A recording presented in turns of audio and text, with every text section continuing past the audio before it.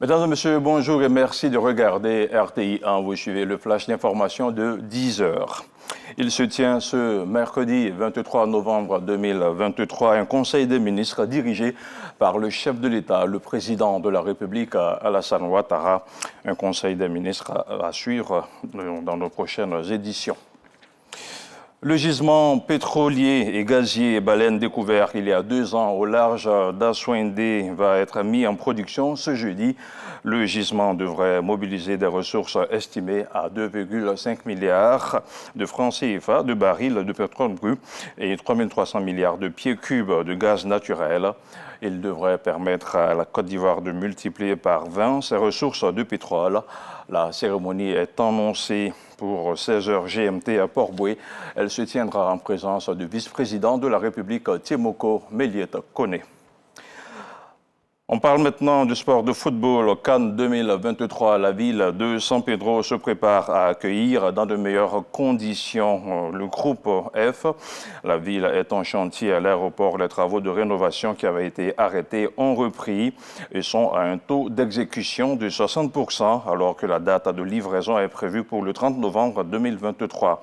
Le ministre gouverneur Philippe Légré, en charge de la supervision de tous les chantiers de l'État, dans le district du Bas-Sassandra, s'est rendu à l'aéroport.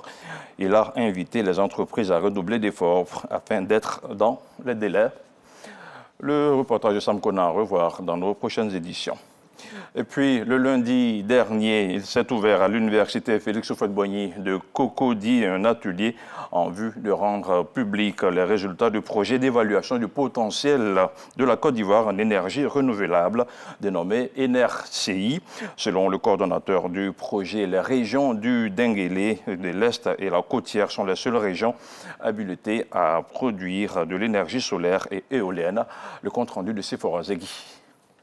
La Côte d'Ivoire veut se doter d'un service climatique dédié à l'énergie solaire et éolienne qui va lui servir d'outil d'aide à la décision.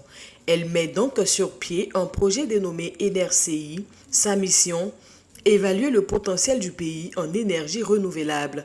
Après plusieurs mois de mise en œuvre, les premiers résultats sont connus. Nous avons trouvé que les zones les plus propices à la production énergétique en termes d'énergie solaire en Côte d'Ivoire, ici, c'est la zone du Denguélé, la région du Denguélé, c'est-à-dire au nord-ouest de la Côte d'Ivoire. Et ensuite, nous avons essayé de regarder également aussi en termes d'énergie éolienne, les zones les plus propices. Nous avons aussi le sud du pays, la côte sud, c'est-à-dire le littoral, et aussi l'est du pays. Et à ce niveau, il y a aussi les facteurs limitants qui empêchent donc la production donc, de l'énergie solaire en Côte d'Ivoire. C'est plus particulièrement donc, les aérosols. Les aérosols sont des facteurs assez limitants qui, lorsqu'ils sont dans la nature, alors ils empêchent donc, le rayonnement direct d'atteindre donc, les capteurs solaires.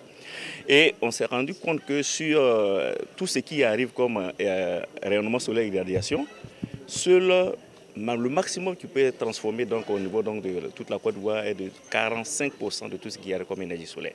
Ça veut dire que les 50% qui restent ici sont vraiment perdus par dissipation donc, au niveau donc, des aérosols, par donc, les nuages, les vapeurs d'eau, la poussière et consorts.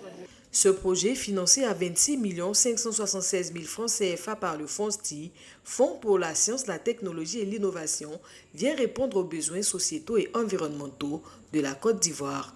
Le présent projet est un premier pas pour faire la jonction entre la recherche et le développement dans le secteur de l'énergie pour l'amélioration des conditions de vie des populations ivoiriennes. En effet, il a pour objectif de contribuer au développement des services climatiques dédiés au secteur de l'énergie en Côte d'Ivoire, tout en identifiant et transformant les informations climatiques utiles pour la planification de la ressource en énergie et une meilleure gestion des parcs solaires et des infrastructures énergétiques. Pour le secteur de la recherche, les défis à relever sont ambitieux, puisqu'il s'agit d'accélérer l'accès à l'électricité tout en limitant le recours aux énergies fossiles. Dans l'actualité hors de chez nous, au Libéria, Joseph Boakai, proclamé vainqueur de la présidentielle par la commission électorale lundi dernier, a prononcé son premier discours à la nation hier mercredi. À Monrovia, le président élu Joseph Boakai s'est montré rassembleur, promettant de développer les communautés rurales. Entouré de son équipe de campagne, ses premiers mots ont été à l'endroit de George Weah, le président sortant, qui a concédé sa défaite avant la proclamation officielle des résultats par la commission électorale. Et puis hors du continent africain, après 5 semaines de négociations difficiles, le gouvernement israélien a approuvé hier mercredi l'accord prévoyant la libération des otages. Il prévoit la relaxe de 50 otages en échange de la libération de prisonniers palestiniens et d'une trêve de 4 jours dans la bande de Gaza. Mais la libération des premiers otages n'interviendra pas avant demain vendredi, affirme Israël. Et c'est tout pour ce flash d'information. L'info revient à 13h, toujours sur RTI.